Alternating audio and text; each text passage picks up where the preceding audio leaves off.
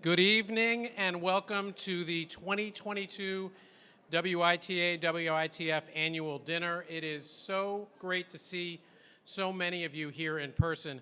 Our theme tonight is Back to the Beach, because after two COVID-timed fall dinners, we hope that bringing the Wida dinner back to the summer helps ease us back to a return to normal, whatever the new normal might be. We have a packed program today and lots of thanks to hand out, starting with thanks to all of you, our sponsors who supported us this year and for the past few years when there's been so much uncertainty.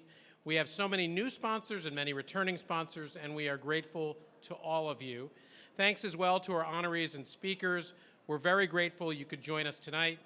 Special thanks to the embassies who donated wine and beer for tonight's event, to the Wine Institute for providing the wine to accompany tonight's dinner, and to the Distilled Spirits Council of the United States for supporting our pre- and post-dinner receptions. Thank you very much. Shh. Special thanks as well to the staff at the Ronald Reagan Building and International Trade Center, Hasai, Annette, Philip, and Dennis, and the whole team here and at GSA. They are great partners with WITA, and we're very grateful for their support for this event and our other events in this wonderful venue. And of course, to our amazing team at WITA, led by my colleague Diego Añez, who pulls all the threads together tonight to make this event and all our events possible. Thank you, Diego. Thanks as well to our interns and volunteers. A few housekeeping thoughts items for tonight. Even though we asked everyone here to be vaccinated or negative test tonight, we know that a lot of you are nervous. So please try to keep tonight as safe as possible. Appreciate if you want to wear your mask or respect people's boundaries. We totally understand. It's a difficult time and we want to respect people's personal space as much as possible. You have a copy of tonight's program at your seats.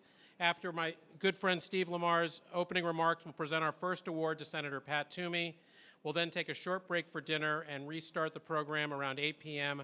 with our Master of Ceremonies, Ambassador Rufus Yerxa, and we'll try to wrap up the award presentations by 9 p.m. so you can enjoy each other's companies at our after-dinner reception back at the beach. With that, I'd like to welcome to the stage the Chairman of WITA's Board of Directors, Steve Lamarr.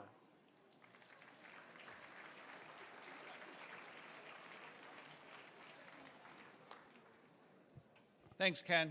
It's great to be back in person at the 2022 Trade Prom. We'll dig into tonight's program, and I invite you to dig into your salads while I make a few additional remarks. First, congratulations to all of tonight's honorees, Senator Pat Toomey, Congressman Ron Kind, who we heard just earlier, and Ambassador Carla Hills. Thanks in advance also to our incredible speakers and introducers, Chairman Earl Blumenauer, Senator Rob Portman, Ambassador Susan Schwab, Ambassador Jayme White, and Director General Sabine Weyand. Special thanks to tonight's Master of Ceremonies, Ambassador Rufus Yerxa. The winner of our 2021 Lifetime Achievement Award will join after we've had our dinner. WITA and our trade community has been on an emotional and remarkable global journey since the pandemic upended our lives in March of 2020. The demand for WITA leadership has never been greater, and I'm pleased to say that we've worked hard to fulfill that demand. Let me share with you a few eye-popping numbers to bear this out. We've staged 95 virtual and in-person events since March of 2020. During that time, we've reached more than 44,000 attendees in 49 states and over 100 countries. Diego can tell you which state is the outlier there. When we gathered for the Trade Prom in 2019, our membership stood at 3,200. We now stand at 4,738. That's nearly a 50% increase. This success was made possible by many, including a phenomenal array of speakers drawn from across the globe, many in this room, but in particular through the tireless efforts of Ken Levinson, WITA's Executive Director, who you just heard, and Diego Añez, WITA's Managing Director. Each day they raise the bar for our community. And they're raising the bar even further. And let me get your attention for a second, because this is really cool what I'm going to talk about. We're about to launch an important new initiative, the Wida Academy. The mission of the Wida Academy is to make trade education and career opportunities in international trade accessible to communities in the United States and around the world, and to make the trade community itself more diverse, equitable, and inclusive. Diego Inez will be leading this important trade community initiative, and we hope you will find time to reach out to him or Ken if you want to learn more about the Wida Academy. So special thanks to Ted Ostell, the WITF Foundation President and our dinner chair, and to Sarah Thorne, Bill Lane, Stephanie Lester, Selena Jackson, Ken Levinson, and Diego Inez, tonight's dinner committee, as well as to the entire WITA and WITF board. Thanks also to tonight's volunteer team. You met some of them on the way in, and in particular the WITA interns. And please be sure to show your support for these very fine individuals and the schools where they are studying. Shana Adams from Harvard University, Gwyneth Berry from Georgetown University, Jason Dirks, University of Nebraska at Lincoln, Howard Fye, Ohio State University, and Sarah Woznia from the College of William and Mary. Please join me in thanking them for their help.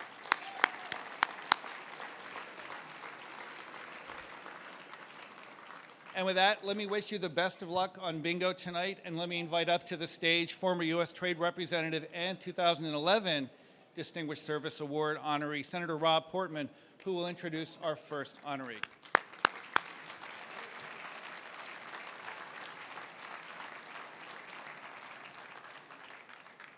Well, Steve, thank you very much. It's great to be here. Carla and I were talking a moment ago about how much we loved our USTR colleagues, and it's true, and I think about half the people in this room I've worked with in one way or another over the years. It's always fun to be with the trade team. Steve and I actually worked together on an important issue, which is to try to reshore personal protective equipment, like gowns and masks and so on. And our bill made a little history. It brought people together. It's one of the only bills in history ever endorsed by the American Apparel and Footwear Association and the National Council of Trade Organizations. So how about that? They should get an award tonight. They are seated at opposite sides of the table, of the room, so that's true. But listening to Ken and to Rufus and to the whole WITA team, thanks for organizing this again. It's our prom, and we appreciate that, and I've been here quite a few times. Tonight, it's really great to be with Carla Hills, the incomparable Carla Hills, who does not age and who is just an amazing mentor to me and helped me a lot when I was U.S. Trade Rep. And then the person who made me look good and then made me look bad, Susan Schwab. She made me look good when she was my deputy. She made me look bad when she became U.S. Trade Rep and was so much better than I was. Susan, good to see you. And then, again, so many friends here tonight, and one really special one, and that is one of my colleagues in the United States Senate, Pat Toomey. My job tonight is to talk about Pat, which is going to be easy. I've had the privilege of working with him in the United States Senate for the past 12 years, and then we worked together in the United States House of Representatives. Before that, we've also been on the campaign trail together and have done a lot of stuff together. He is whip smart. He is persuasive, and he is principled. He has spent decades defending Adam Smith, David Ricardo, and Pat Toomey. And I put them in sort of the same phalanx there, you know, the apostles of free trade.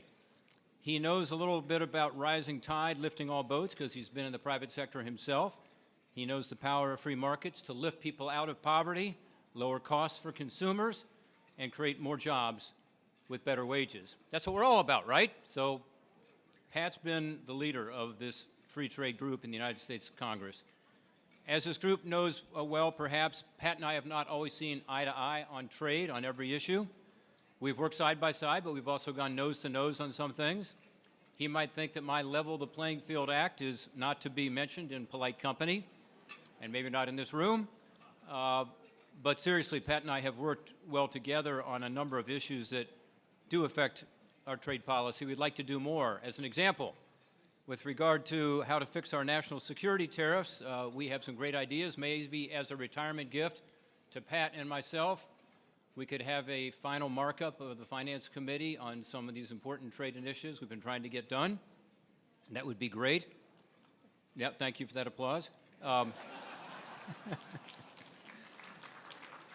At a time when trade expansion is a little out of favor, Pat and I have been pushing hard to persuade the current administration and anybody who will listen to expand our ability to sell our products overseas. And we actually have 2 legislative initiatives right now going on that are bipartisan with regard to TPA expansion, one with the WTO and plurilaterals, and the other with regard to the UK agreement.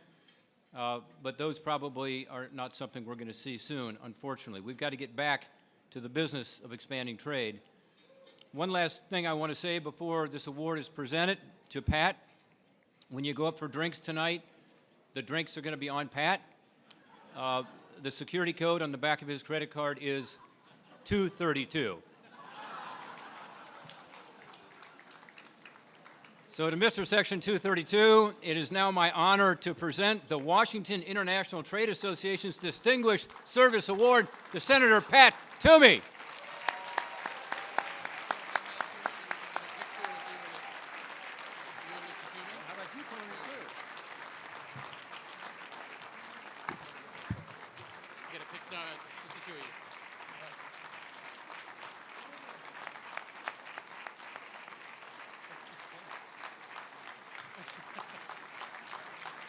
That's for you. Thank you so much. Do you want? Make him carry it, though. Want me to put it in your place? I'm sorry? I'm going to put it down. Yeah, can we? Thank you. Thank you. Thank you very much. That was extraordinarily kind of you. Thank you for this recognition. Thanks for the award. Rob, thank you very much for your kind words. You know, I'm a huge fan of Rob Portman. I have been since I got to know Rob when we served together in the House. In a lot of ways, we've had similar paths. We both went to the Senate. We both served on the Finance Committee. We're both very interested in trade, obviously. I've always had great respect for Rob's deep knowledge and appreciation for the big picture, but also being willing to get into the details, including on trade. I can't imagine how much he learned and processed when he was a trade rep. But it occurred to me that in the time after that, Rob may have forgotten a little bit of what he learned when he was a trade rep. So Rob, I brought a tool that I think is going to help you out. I'm going to show it to you. Just stay with me 1 minute.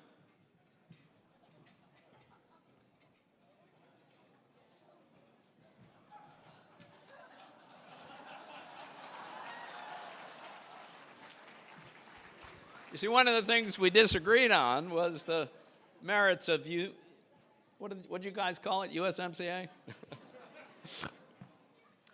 See, Rob voted on the small side of the greater than symbol. I voted the other way.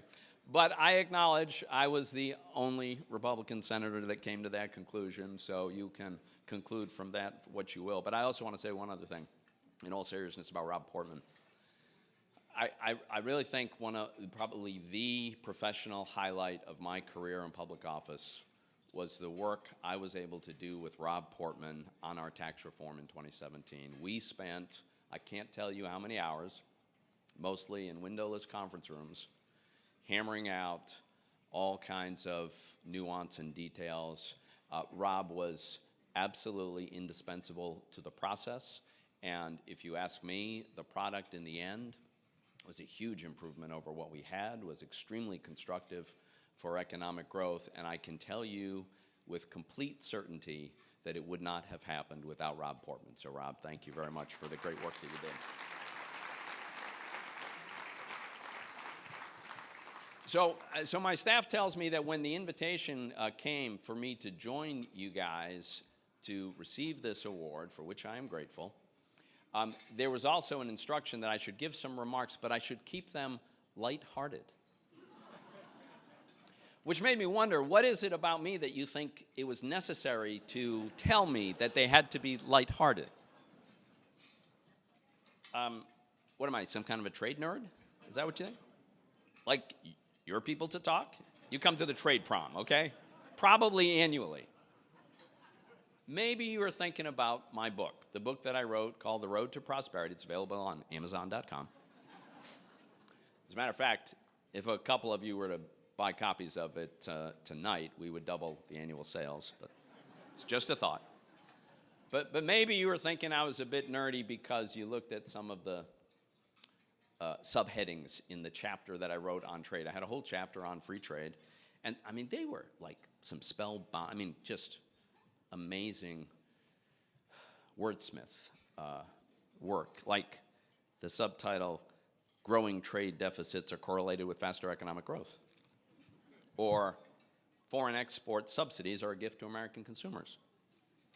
Then there's one of my favorites, Trade Actually Helps Poor Foreign Workers. This is true. These are all quotes. You'll know when you buy the book and you read it.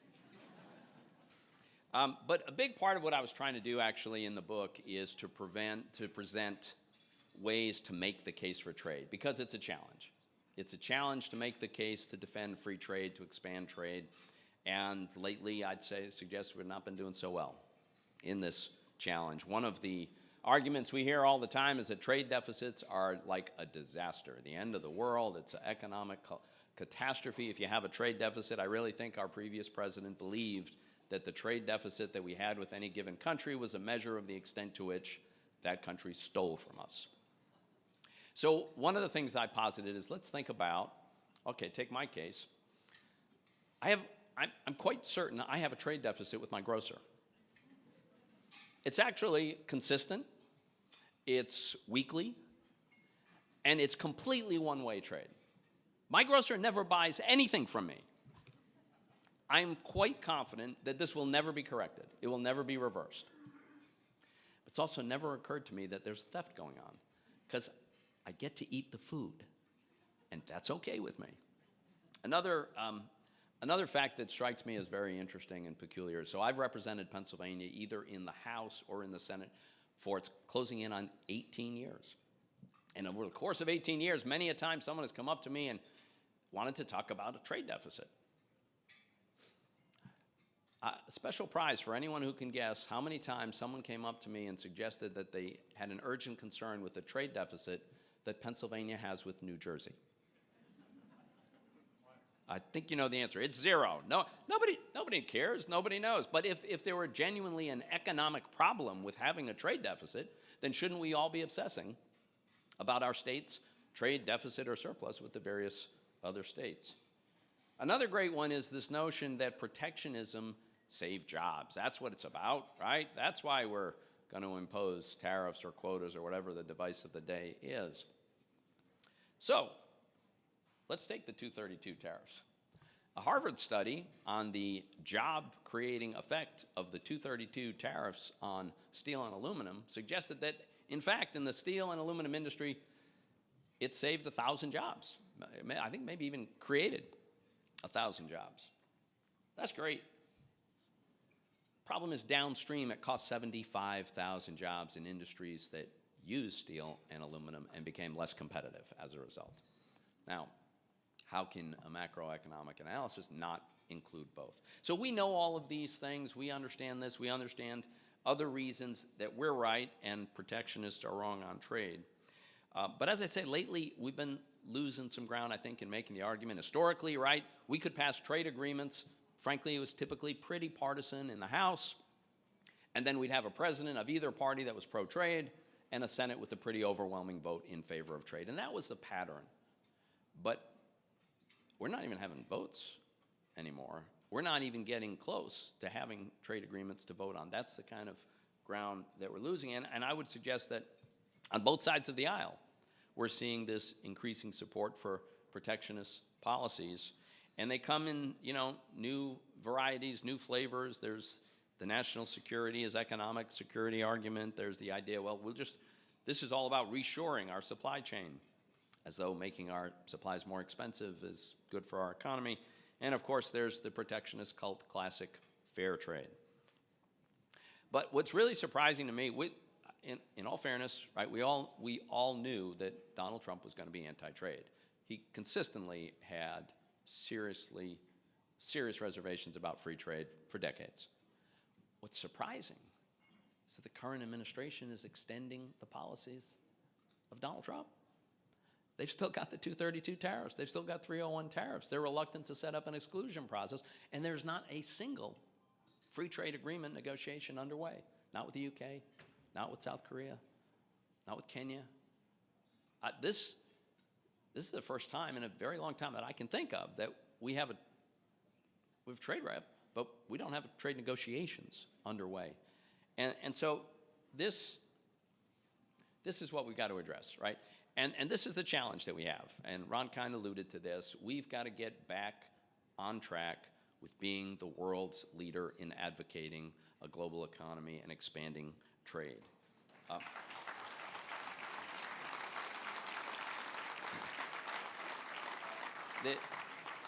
The challenge, we all know the challenge, right? The benefits of protectionism is by its nature highly concentrated. The beneficiaries are concentrated. They are therefore visible. They're engaged because they've got a lot at stake. And the beneficiaries of free trade is dispersed and less concentrated, and so less likely to get engaged. And that's why politically it can be difficult to get the job done. But I want to strongly stress, trade is obviously an economic issue. It's about expanding voluntary exchange. That elevates the standard of living. We all know that. But at its heart, it's also a moral issue. It's about freedom. It's about the freedom of voluntary exchange. And that inherent that element of human nature extends beyond an arbitrary political border. And exports are great. I'm for them. I'm a big enthusiastic supporter of exports. But we should also remember, just as the purpose of production is to consume, so too the purpose of exports is to import. There's nothing wrong with imports, right?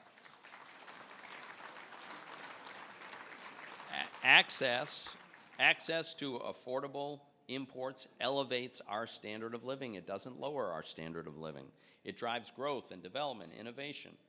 And then that helps us in turn develop the products that we can export around the world. So since we're in the Ronald Reagan building tonight, I'm going to end with a timely reminder that President Reagan gave us when he warned us against what he called that siren song of protectionism. In his last broadcast from the Reagan Ranch, the president implored the American people, and I quote, "Our peaceful trading partners are not our enemies.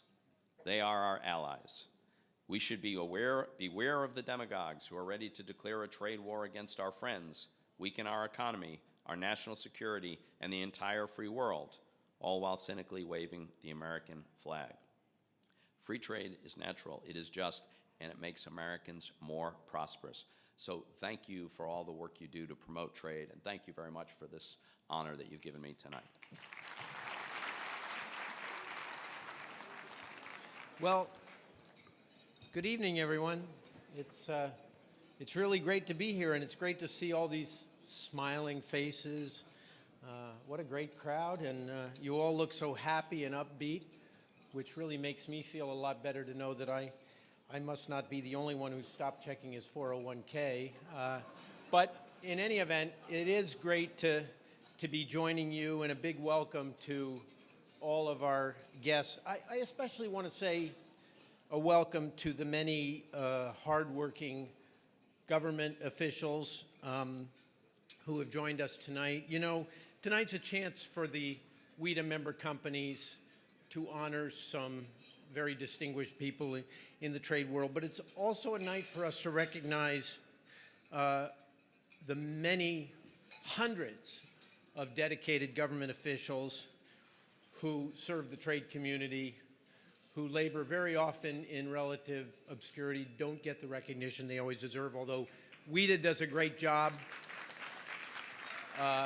with the Lighthouse Award of giving that kind of recognition. So, you know, there's too many people from that government sector here for me to recognize them all. I wish I could mention them, but there obviously isn't time. Just picking one example at random, I know there's a lot of people here from the from USTR and some folks from the WTO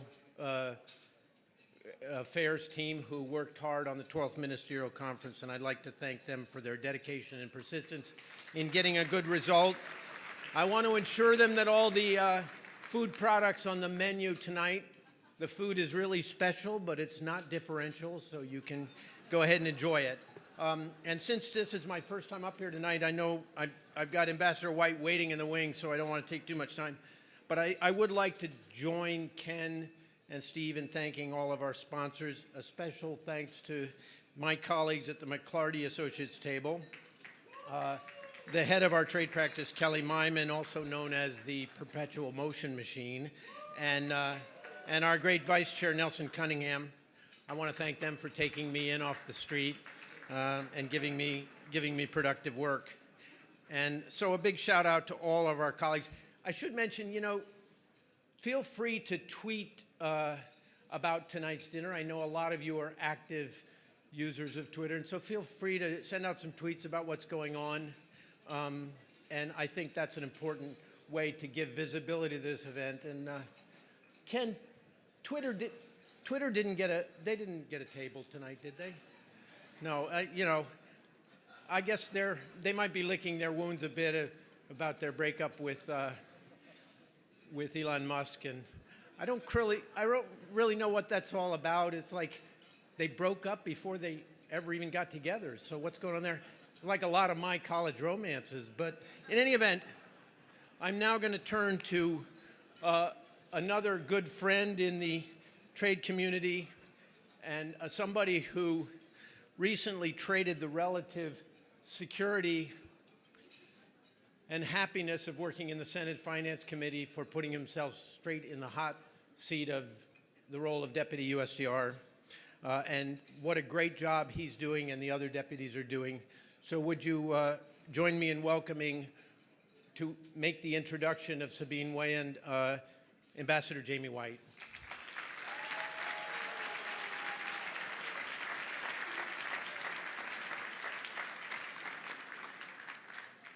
Well, thank you, Rufus. You've been a mentor of mine for many years, and I've enjoyed the guidance you've given me for a long time. It's a pleasure and an honor to be here tonight, and great to see so many faces. I haven't seen many of you in about 3 years. And one of the differences you might notice is that I now have reading glasses, and maybe that's because I haven't seen you. I've been to many of these events. I'm an annual trade nerd, pre-pandemic, and so this event is always the highlight of the summer for a trade person. Ambassador Tai and our teams are working hard to fulfill the Biden-Harris administration's goal of creating durable trade policy by working with our closest allies. That means the EU and others.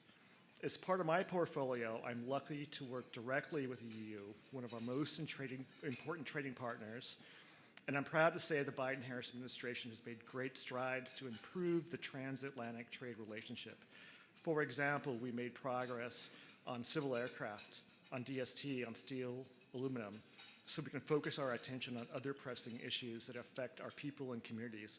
And the results of those resolutions of trade irritants is not just resolving trade irritants. It resulted in opening up markets. Our markets are more open to each other today than they have been in years as a result of those negotiations and those outcomes.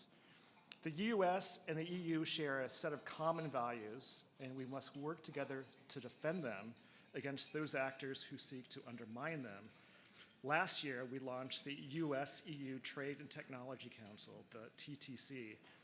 During our most recent ministerial meeting, we discussed how to jointly address challenges posed by Russia's invasion of Ukraine and advanced our shared concerns about the long-term threat China's policies pose to our competitiveness. We are working with the EU on the global arrangement on sustainable steel and aluminum, where we're using trade policy to confront the threats of climate change and China's massive non-market excess capacity.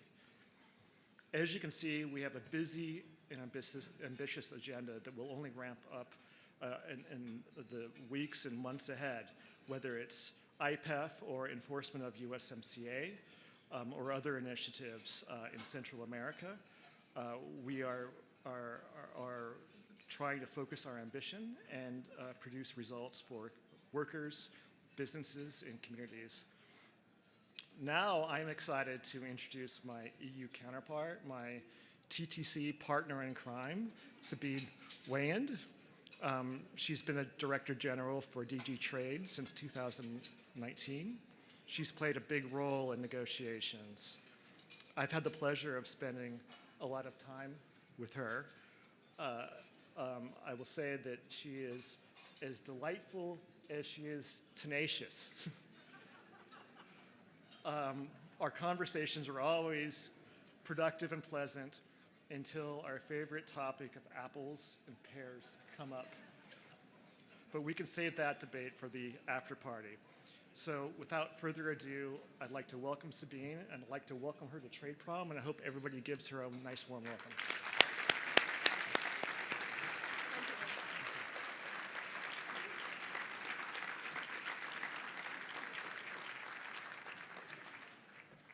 Well, thank you very much, Jayme. I can assure you this is the nicest he's ever been to me, and I don't expect this to continue much longer. But, well, good evening, everyone, and I am really very, very honored to be here. I'm also very nervous because this is the first prom of my life. As a European, I've never met those, except in American high school dramas or comedies. So thank you very much, WITA, for the promposal and for having me as one of the rare foreign speakers at your annual dinner. It is very good to be back in person in Washington, and it is even better to be able to see many people I only know as a tile on a Zoom screen in person, and I'm very happy to see you're actually real-life people. I'm even happier to hear this evening more positive remarks about trade than I've become used to. So, you know, this is very refreshing to hear this enthusiasm about trade. I am particularly happy to be back in Washington after quite a while. My last trip here was 3 years ago, before the pandemic struck. And it is very good to be welcomed back here in Washington, no longer as a US problem, as used to be the case, but now actually as a trusted partner and indeed a partner of first resort.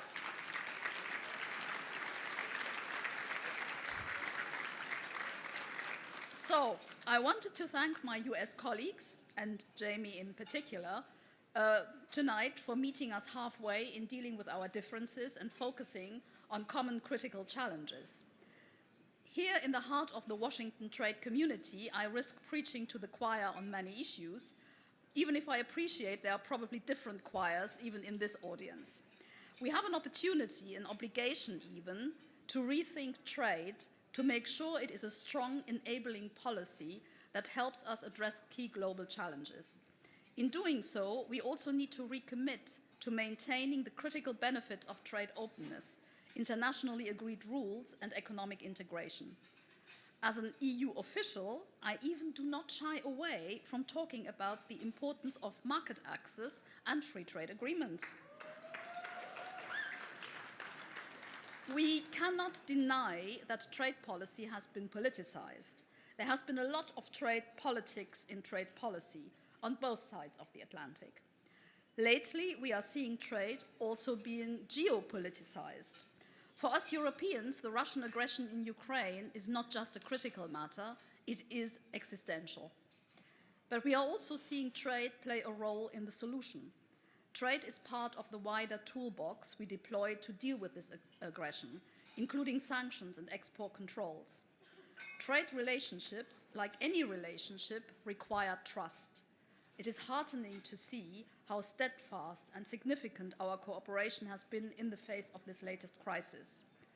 In the same vein, I expect trade and economic integration should be part of the reconstruction of Ukraine, especially as we hope to see it move closer to become a formal member of the EU family. But we are not only deploying... I'll wait for your applause on that one. But we are not only deploying trade tools to deal with this crisis, we are also expanding our toolbox as we prepare ourselves for the future. Reciprocity, sustainability, and security have been 3 key drivers of our work. I am pleased to report that we are making good progress with instruments that target foreign subsidies, or more recently, with a proposal to deal more effectively with the coercive behavior of countries that weaponize trade. Trade policy starts at home, after all.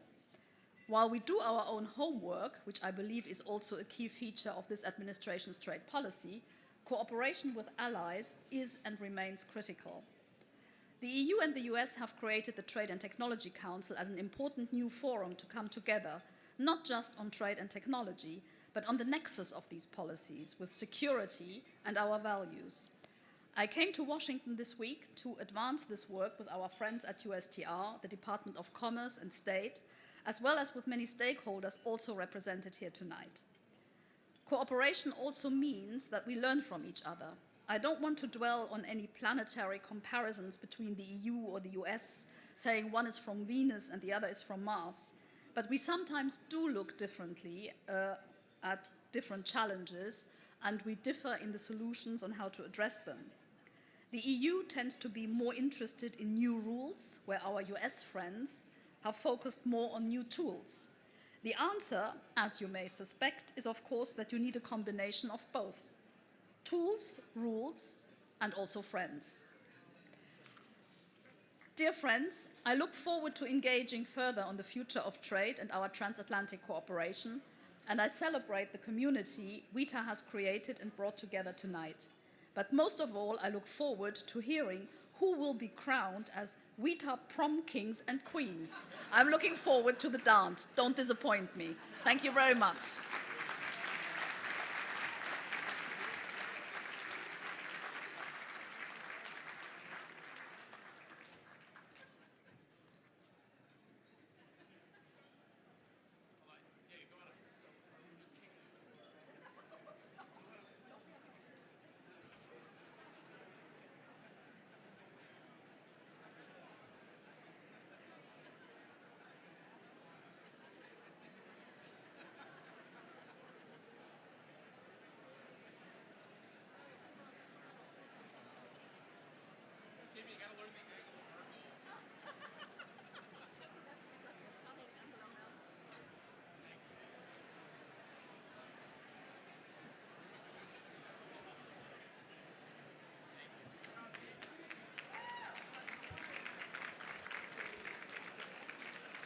Good.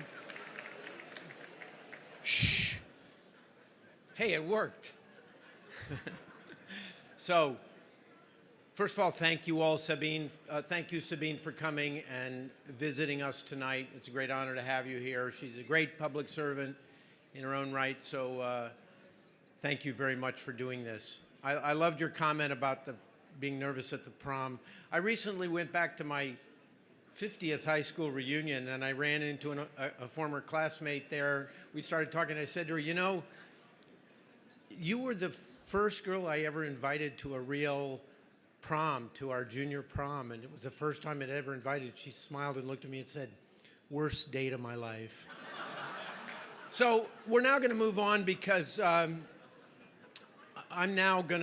have the pleasure, I get a kind of a twofer because I'm going to introduce one great USTR to give our award to another great USTR. And it's really an honor for me even to be up here with the two of them because I got to serve as Carla's deputy for 4 years in Geneva. And there's nobody I admire or respect more than Carla Hills, and I think it's great for us to be giving her this honor. I may say a personal word or two after Susan's introduction, Carla, but it's great to have you here. You really honor us with your presence. And turning to Susan Schwab, who, of course, you know, she's been a friend and colleague since our days in the Senate together, but what a great public servant she's been. And Susan, I'm constantly amazed by your continuing contribution to the trade community. She's now taken on the role as chair of NFTC. I hope Jake is easier to handle than I was, but being chair of that organization is an important responsibility. So let me bring to the podium a person you all know really well, former USTR Susan Schwab.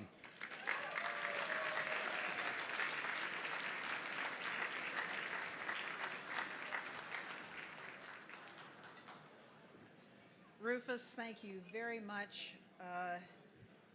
Rufus and I go back a long way, and during the, I hate to admit it, 88 Trade Act, or in the leading up to the 88 Trade Act, we spent a whole lot of time together trying to get that piece of legislation done. And I will be eternally grateful for your work. Now, I'm going to talk a little bit about Nafta. Not the Nafta superhighway, but the Nafta superwoman. Oh, there she is. I'm thinking, Carla, where are you? Anyway, so I'm going to be talking about the Nafta superwoman. Tonight, I am delighted to have the opportunity to introduce, and it's such a silly word, we all know Ambassador Carla Hills, but to present the award, the Lifetime Achievement Award, on behalf of the Washington International Trade Association and the Washington International Trade Foundation, to Ambassador Carla Hills. I get a few minutes. I get a couple minutes. So I'm not going to go into a whole lot of detail about her bio. You can read it. Rufus is going to talk about Carla. So I'm going to try to tell you a few things about Carla that you might not otherwise know. I'm going to start, though, with some words that describe Ambassador Hills. You heard Rob Portman this evening talk about incomparable. You have to add legendary, tough, astute, ultra-prepared, unquestioned integrity. I first met Carla, I guess, early 90s. You were USTR. I was Assistant Secretary of Commerce and Director General of the Commercial Service. And yes, Commercial Service. Secretary Mosbacher asked me to go on this trip with the USTR to Mexico City, and I'd never met her before. And we go to Mexico City, and I'm thinking, who is this woman, and how did she learn all this stuff at HUD? She was a gifted and quick study on this trade stuff. She wrapped up Nafta in 1992, and in the interest of bipartisanship, allowed the Clinton administration to get it through Congress on a bipartisan basis. That was a laugh line. This is actually a standard MO. I'm sorry, Rob had to leave. Standard MO for USTRs. I think it's a very healthy bipartisan thing where one USTR, one administration, starts something and then turns it over to their successor. Those of us who were involved in the, those of them who were involved in China accession went through that. Those of us who were involved in the Doha round, there were Republicans and Democrats, many of us who inherited the Doha round. But NAFTA, Carla Hills, it would not have happened without you, and it clearly was such a fundamental turning point in U.S. trade policy, and I thank you. But I can't help but add an anecdote about Carla and about NAFTA. And this is one of my favorites. This comes from Jaime Serra, who was then the minister from Mexico, Carla's negotiating counterpart, along with Mike Wilson from Canada. And it was toward the end of the NAFTA negotiations, and the negotiations were getting really tough. Lot of tensions. And Carla is brilliant at reading the room. So she said, why don't we just go to a baseball game? So they piled in a car, and they're on the way to the baseball game, and Carla looks at Jaime Serra and says, "You've got a hole in your sweater." And it's Jaime Serra's favorite sweater. So Ambassador Hills opens her briefcase and pulls out red thread and a needle and proceeds to mend Jaime Serra's sweater. Talk about ultra prepared, Mary Poppins style, right? Only our Carla Hills. How could you negotiate with this woman?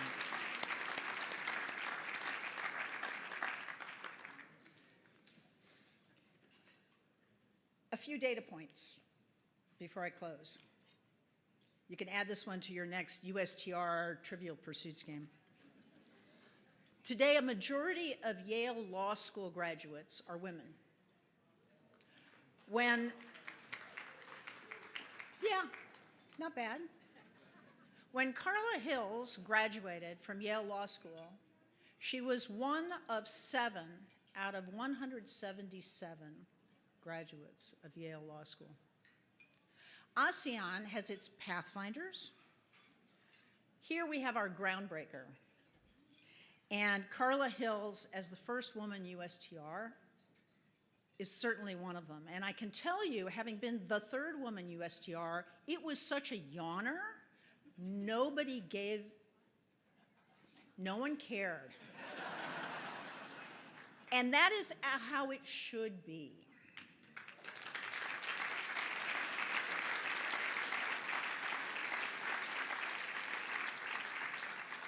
As we have noted, Carla is, was, and continues to be a class act, and I am very grateful to be able to congratulate you and to present you with the Wida Lifetime Achievement Award.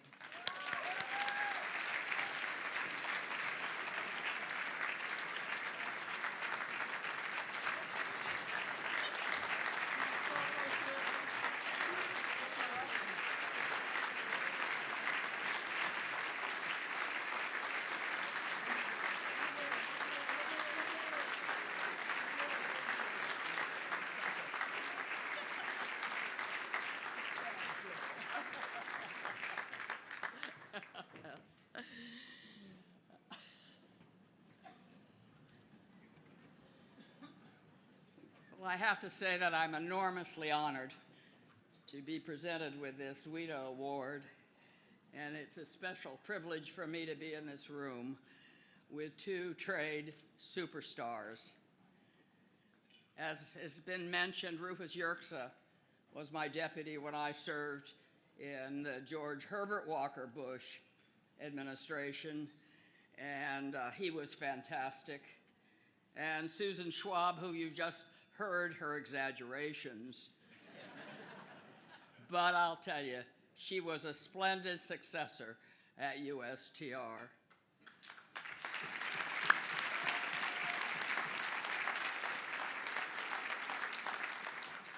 WITA, now celebrating its 40th year, has earned an outstanding reputation for being a neutral forum that can gather together diverse groups to engage in a robust discussion of critical trade issues.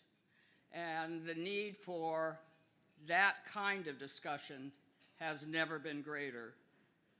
With our politics polarized, if we are to maintain a free and open trading system that has contributed enormously both to our economy, our prosperity, and our security, is essential that we get the facts out to the public and to their elected representatives at the state and local and the national level.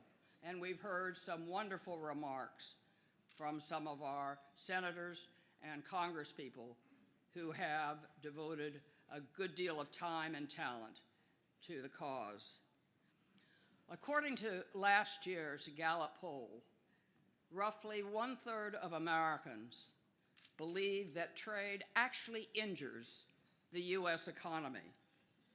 One reason why so many Americans hold an adverse view of trade is their lack of information about how international trade contributes to our economy. They do not know that 40 million jobs depend on our trade, or that 98% of U.S. companies that export are actually small and medium-sized businesses that account for 1/3 of our merchandise sales abroad. Nor are they aware that the United States is the world's largest exporter of services. According to studies by the Peterson Institute for International Economics, the opening of global markets from 1950 to 2018 generated an increase in U.S. GDP of $2 trillion.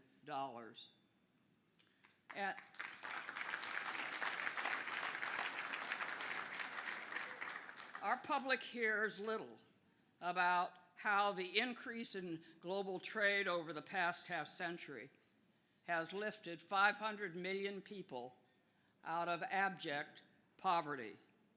Studies by Dr. William Klein, also at the Peterson Institute, show that when a poor country increases its trade by just 1%, it decreases its poverty by an equal percent.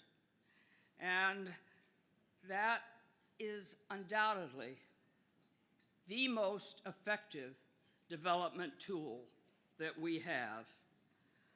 So why should we care that expanding economic opportunities for poor countries, which helps them? It's because it also contributes to our security. When impoverished nations lack the resources to enforce their laws or to seal their borders, they very often become havens for international crime and terrorism.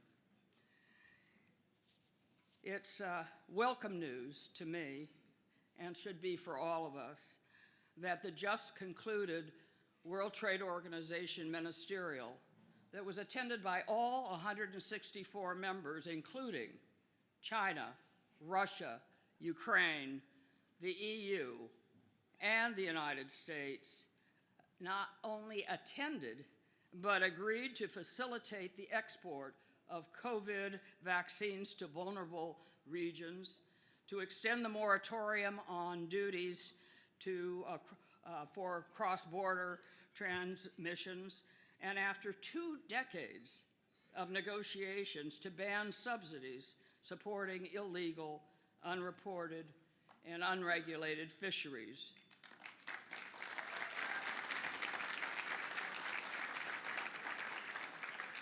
They also promised to ensure that they would guarantee their nation's export restrictions would not prevent the UN World Food Program from obtaining supplies to address humanitarian concerns. And importantly, they agreed that the World Trade Organization needs to be updated and pledged that they would agree to a dispute settlement mechanism within the next 2 years. Now, much, much more needs to be done to maintain the momentum that this MC-12 of the World Trade Organization has established. And how do we do that?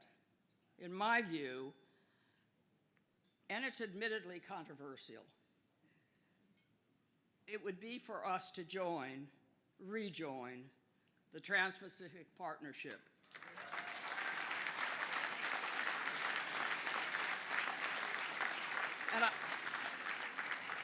And I say that because that partnership involves 11 nations, Pacific Rim countries. Its rules reduce tariffs. It opens services and investment, and it requires the free flow of data across borders. It restricts non-market practices of state-owned enterprises, creating a dispute settlement mechanism and labor standards, which would create a very, very useful example. Although some of the provisions that the United States proposed were dropped after the after we withdrew from the organization, current members have apparently said that those rules were only suspended and that they would welcome the United States to come back into the agreement. A number of nations have already lined up to join, including the United Kingdom, Thailand, Taiwan, and China. The U.S. should not wait. Its joinder would restore its leadership in a region that is even more important than would be provided by the Indo-Pacific Economic Framework. And moreover, it would build support for the provisions, the very same provisions that we are anxious to add to the World Trade Organization. The fact that a sizable group of nations, including the world's largest economy, would adopt these rules for their own nation's benefit creates an incentive for other nations to support the inclusion of those rules into the WTO and to secure the benefits for their own nation. It will not be easy in this political climate, but it is worthy of a robust discussion, and no group more effective does a better job than WITA. And my hope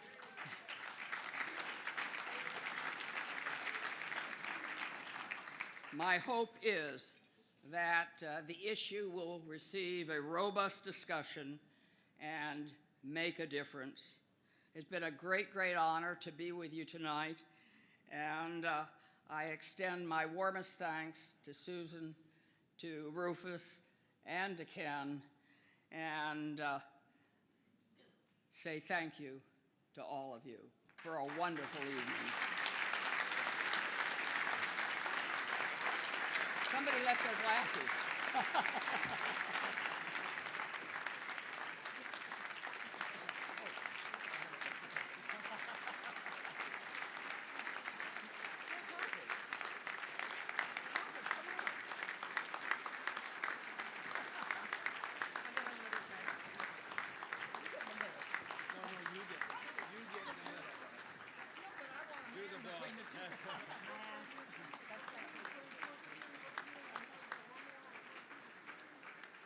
Now get one with him in the middle. I want my way.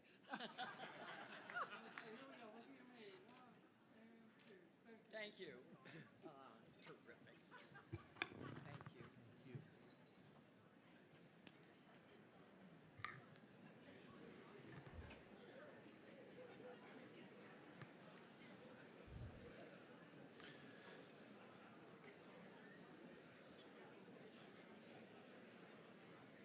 So there you have it, everyone. If you'd allow me a point of personal privilege, just to say a word or two, the indomitable Carla Hills, U.S. Attorney, Assistant Attorney General, HUD Secretary, U.S. Trade Representative, President of her own company, board member extraordinaire. I don't know if you know it, folks, but she had an oil tanker named after her. True story. Great family, a mother of four, seamstress. I mean, and she's still going strong. And, you know, I did serve beside her for 4 years, so I kind of knew her secret, which I'll tell you all tonight, which is on the seventh day she rests. But Carla, a much deserved award, and congratulations. So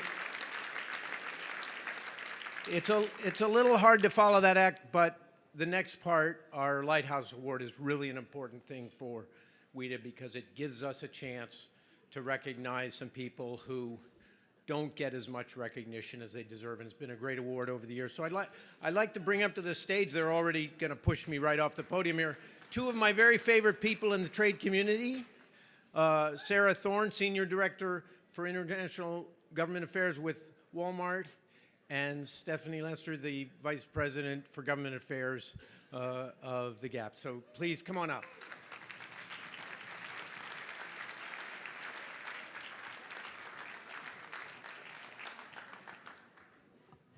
Hi, everybody. This is our favorite part of the evening, and Stephanie and I are delighted to be here to present the Lighthouse Award. For those of you who are new to WITA, the Lighthouse Award is given to a member of the trade community who, over the course of his or her career, has led the way on trade policy and advanced the understanding of trade within the broader trade community. We call it the Lighthouse Award because the recipients reflect the symbol of a lighthouse. They're beacons of light that both warn and guide trade practitioners, and they also provide hope and security during stormy weather. All of our past recipients embody these characteristics.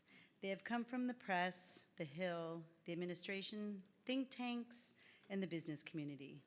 They have distinguished themselves because of their commitment to trade, their character, and their ability to navigate rough waters to guide trade policy through a place of stability. We are thrilled that this year's awardee more than meets these criteria. So when we were thinking about this, we were thinking about sort of the entertainment award circuit has what's called the EGOT, right? So that's someone who wins the Emmy, the Grammy, the Oscar, the Tony, meaning that they excel in a variety of forms of creative media, whether it's film or song or stage or television. So a parallel in the trade community would be someone who's worked and excelled in almost every trade policy position and covered almost every trade discipline. So believe it or not, we have our very own trade EGOT in our midst.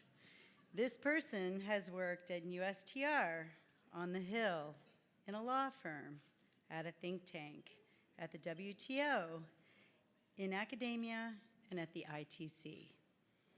They have held many titles: legislative director, senior advisor, general counsel, fellow, trade litigator, professor, adjudicator, commissioner, negotiator, author, even president. This person is also an expert in a wide range of disciplines, from textiles to gender, to climate, to dispute settlement. This person has also used his or her voice to speak up forcefully in support of liberal trade. He or she is not afraid to take strong, principled positions, even when it may be unpopular or uncomfortable. Some of this person's published works include The Future of World Trade Depends on U.S. Leadership, How to Stop Trump's Trade War Madness, and China's Entry into the WTO, a Mistake for the United States?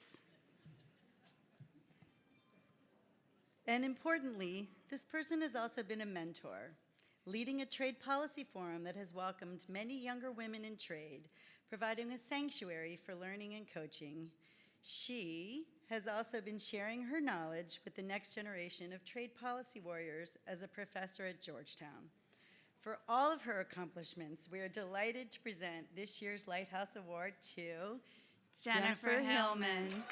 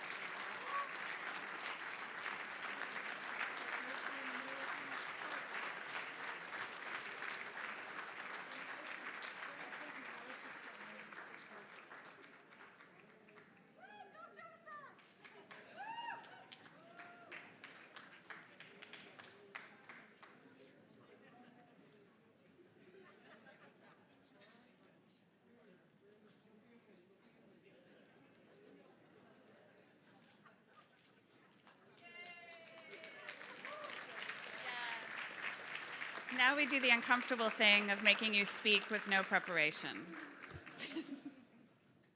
Well, first I'll only underscore that no preparation, because to say that I am shocked is the understatement of the evening. This is such an honor, and I am so surprised. First, I do say I kind of know some of the shoes that I'm now standing in, and I'm not sure I am remotely qualified to fill them. So a huge, huge thank you. I'm about ready to cry. I mean, this was really just a huge surprise, a huge honor. I mean, I look out at this room and I see so many people that have been guiding lights for me. I mean, that have really helped me, that have pushed me, that have mentored me, that have been my role models. I look here and I see Carla Hills, who has led so many of us.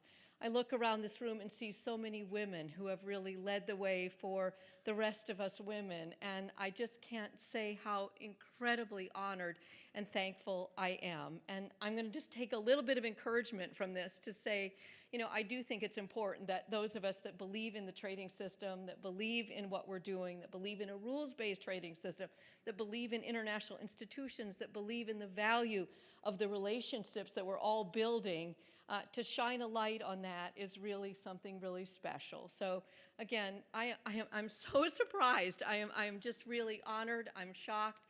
I'm thrilled. I am very humbled by this because WITA has always been an incredible organization that does so much to lift up the cause of trade and to lift up the people involved in trade. And to be even just a little small part of this is such an honor. I am so pleased and so honored and so humbled. Thank you, thank you, thank you.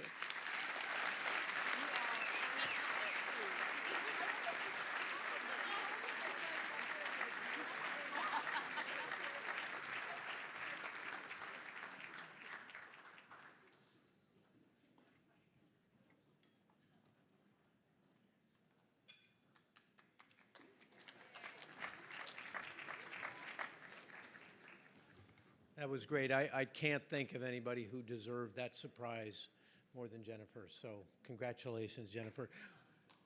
So we're ready to wrap up, about to go. I think just before I close the event tonight, I'd just like to take a moment to say something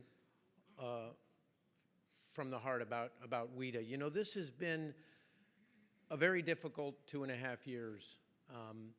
Not only with the COVID pandemic, but with lots and lots of global and domestic turmoil, politically, economically, you know, tremendous challenges to those of you out in the trade community trying to keep trade working for your companies. But through it all, Ken Levinson and the team at WITA did an incredible job. The kinds of programs they put on, the virtual programs they put on, in a world, you know, where people were locked away in their homes due to COVID.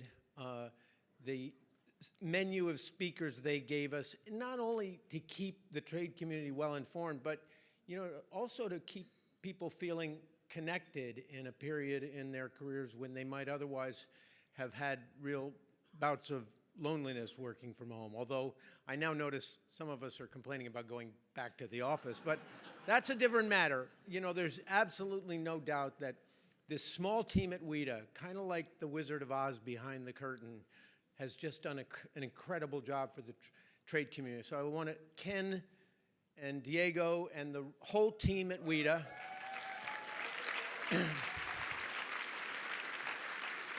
and WITA's board. I'd like to, you know, Steve and all the others on the WITA board who devote a lot of their time to making this organization a real forum for all of us. It's really been fantastic. So we're ready to wrap up. As you go, I do want to just say, keep doing what you're trying to do, and remember how important trade is. You know, we all get focused on the things that are happening in our country and in our economy. I guess I'm old enough to feel that, you know, I've seen these kinds of things before. We'll have periods of very scary inflation. We'll have recessions and meltdowns. I firmly believe that America will always come back from these things and will always find a way. And we'll always end up doing the right thing. Maybe Winston Churchill was right. We might try some of the alternatives first, but we will always do the right thing. But trade is always going to be part of the equation. Because if you look across the whole arc of history, ascendant nations have always expanded their markets and trade, and declining nations have always turned inwards. And the choice really is for this country of how we want to be. Are we still ascendant? I believe we are, and you know, everything I see from the great work of the companies in this room convinces me that's the case. So we're wrapping up now, and I want to thank you all for coming. Thanks, Ken and Wida, for such a great job. Remember, we're continuing the festivities out in the atrium with drinks and chatter, and then you can go home. And by the way, you can take the floral arrangements on the table without fear of a shoplifting arrest. So we'll see you all for drinks, and otherwise drive safely, and thank you all for coming. Hi. And let me do it one more time. Shh. Don't forget your gift bags on the way out, too.